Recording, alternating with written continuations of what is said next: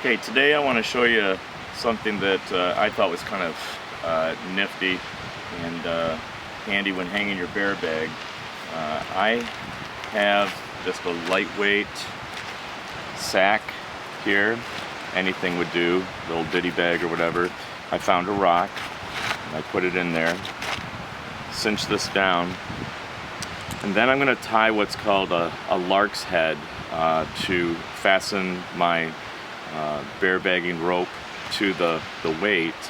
And all I've done is tied a loop in the end of there. And what you want to do is you want to put your fingers through the loop, grab the string, and pull it through. And then what you've got is what's called a lark's head. I'm going to make this just a little bit smaller before I put my hands are kind of cold right now. I'm going to put the weight, the bag that has the weight in it, through there, and then cinch that down pretty tight. Now the beauty of that is that after I get it done, it'll come off really easily without having to untie knots. So I've already gone ahead and thrown the rope over a branch, and ideally you want to get up as high as you can, and you want to be as far away from the tree trunk as possible. I probably should be a little bit further, but where we are here in Michigan, I wasn't really worried about last night. Nevertheless, we wanted to get our food out of the way of critters. Okay, so throw it up and over, it comes down. Then I'm going to take that lark's head and I'm going to loosen it back up and take it off, and I'm done with the weight now.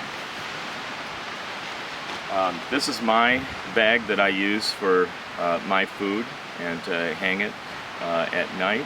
It's a Cuben fiber bag that I got from Z-Packs. It's actually a dry bag as well. It's waterproof. But I'm going to take that same loop that I tied in there and put that around here.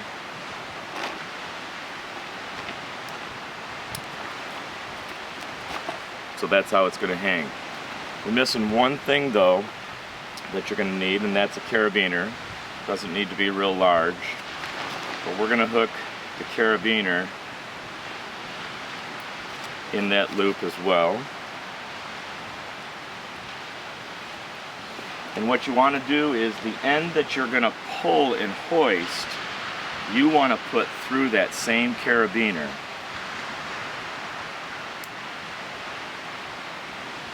That'll become apparent in just a little bit. Now before you start hoisting, you want to look around in the ground. You want to find a somewhat sturdy stick. Something like this would do right here. Doesn't need to be super strong, just so it doesn't break under normal pressure. So keep that handy. Put that in my pocket. And then I am going to hoist like you would normally. And although you don't want it right up at the branch, you want to haul it up as far as you can for right now. And then you're going to reach up as high as you can, and you're going to tie what's called a marlin spike.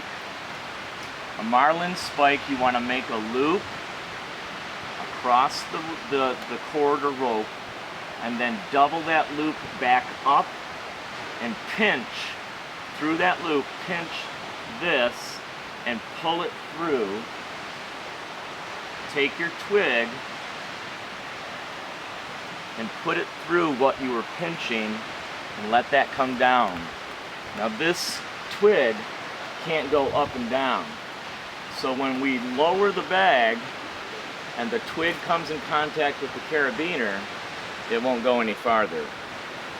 The nice thing about this is that you don't have to tie off on any trunk or branch and run the risk of somebody bumping into it or the animal getting lucky and cutting or tearing or severing or undoing the knot. They can fool with this rope all they want. They can pull on it, but all that will happen is the bag will go up a little bit higher, and it's good for the night.